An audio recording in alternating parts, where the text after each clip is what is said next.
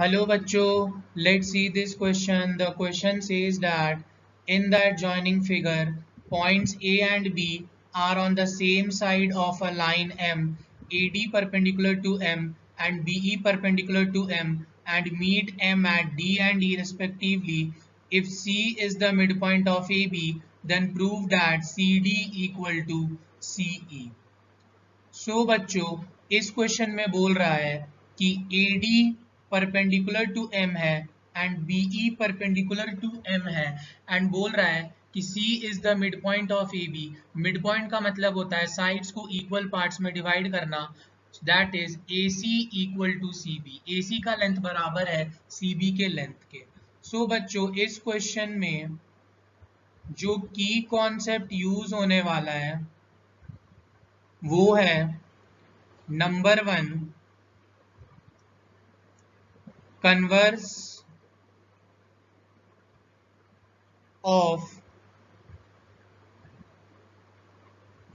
midpoint theorem and second key concept बच्चों congruence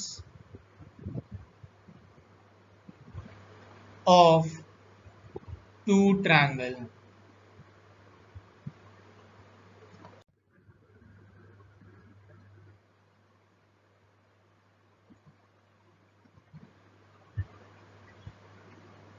that is ये रहा अपने पास A, ये रहा अपने पास B, ये रहा अपने पास D, ये रहा अपने पास E एंड ये था अपने पास C एंड यहां से मैं एक परपेंडिकुलर ड्रॉ करता हूं दैट इज F एंड ये था अपने पास ज्वाइन किया हुआ, देन ये था अपने पास ज्वाइन किया हुआ एंड ये कुछ ऐसा था अकॉर्डिंग टू डायग्राम एंड इसका नाम था M।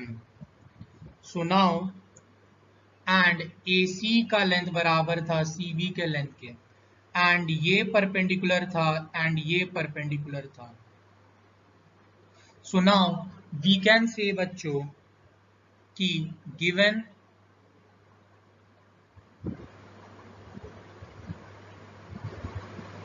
AD perpendicular to M, BE perpendicular to M and C is the midpoint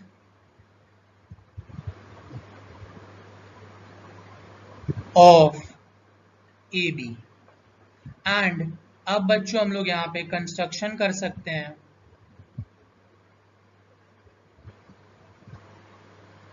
that is join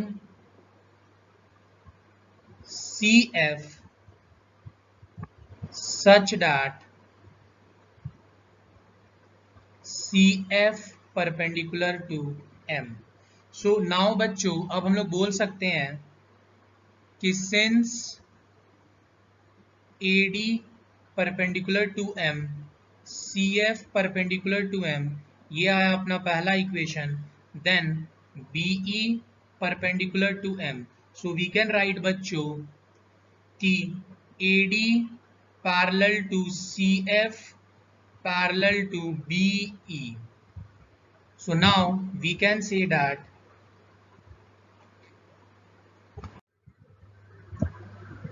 AC is equal to CB। ऐसा क्यों? तो रीजन हम लोग बोल सकते हैं कि C is the midpoint of AB। और बच्चों ये क्वेश्चन में दिया हुआ था कि C midpoint है AB का।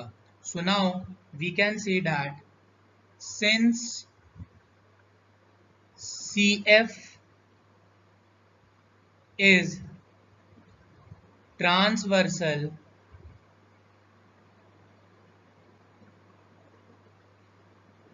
to lines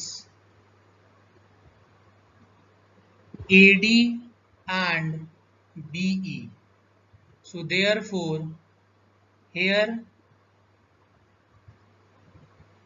we can say that DF equal to F E. So ये बना बच्चों अपने पास equation number 2।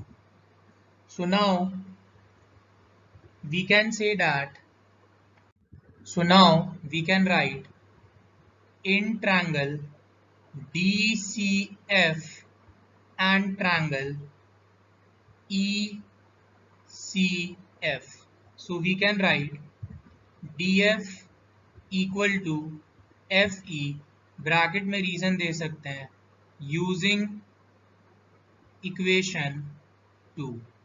Then we can write CF equal to CF और रीजन दे सकते हैं कॉमन साइड। देन बच्चों angle DFC is equal to angle EFC, bracket में लिख सकते हैं ईच 90 डिग्री। एंड यही था अपना इक्वेशन 1 भी। So now we can say therefore triangle DCF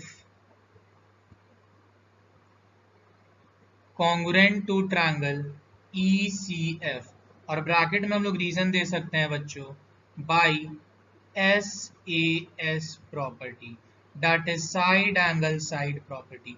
तो याद रखना बच्चों, जब भी दो ट्रायंगल कॉन्ग्रुएंट हो जाता है तो उसका कॉरेस्पॉन्डिंग साइड्स इक्वल और कॉरेस्पॉन्डिंग एंगल इक्वल हो जाता है। सो अगर बच्चों हम लोग पहले ट्रायंगल का आगे का 2 ले रहे हैं तो दूसरे ट्रायंगल का भी आगे का 2 लेना होगा, ये होता है कॉरेस्पॉन्डिंग का मतलब। So we can write DC equal to EC, और we can write CD equal to CE, और रीजन दे सकते हैं हम लोग बाई CPCT। CPCT का मतलब corresponding part of congruent triangle. So बच्चों our final answer is CD equal to CE by CPCT।